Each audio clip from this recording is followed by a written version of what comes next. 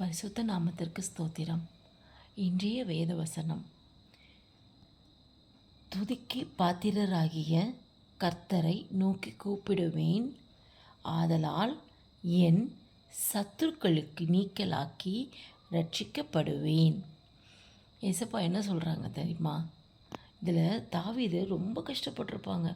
அந்த தாவீது என்ன பாட்டு பாடுறாருன்னா, அவ்வளோ கஷ்டத்து நடுவுலையும் துதிக்கு பாத்திரராக இருக்கிற கர்த்தரை நோக்கி கூப்பிடுவேன் அப்படின்னு சொல்கிறாரு. எவ்வளோ பாடுகள் வந்தாலும் நான் கர்த்தரை நோக்கி கூப்பிடுவேன், கர்த்தர் எனக்கு என்ன செய்வார்னா ரட்சித்து காத்து கொள்ளுவார் அப்படின்னு சொல்கிறாங்க. இதே தாங்க நம்ம லைஃப்லையும் நம்ம எவ்வளவோ கஷ்டங்கள் இருக்கலாம், எவ்வளவோ பாடுகள் இருக்கலாம்.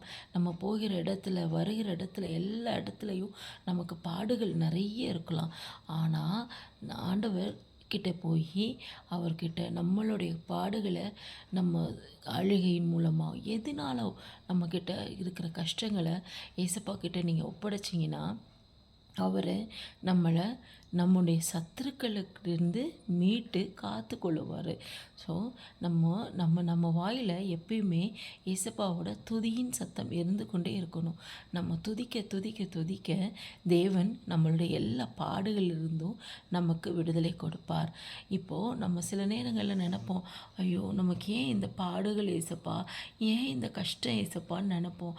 ஆனால் அந்த பாடுகள் மத்தியிலையும் நம்ம என்ன செய்யணும்னா துதிக்கணும், ஏசப்பாவை துதிக்கணும். ஏசப்பா எனக்கு இந்த பாடுகள் கொடுத்துருக்குறீங்க, ஆனால் இதிலிருந்து விடுதலை கொடுக்கறதுக்கும் நீங்கள் நல்ல பெரியவராக இருக்கிறீர், அதனால் நீங்கள் எனக்கு விடுதலை கொடுப்பீங்க, என்னுடைய பாடுகள்லேருந்து எனக்கு விடுதலை கொடுப்பீங்க ஏசப்பா அப்படின்னு சொல்லி நீங்கள் ப்ரேயர் பண்ணும் பொழுது தேவன் அதை பார்த்துட்டே இருப்பார்.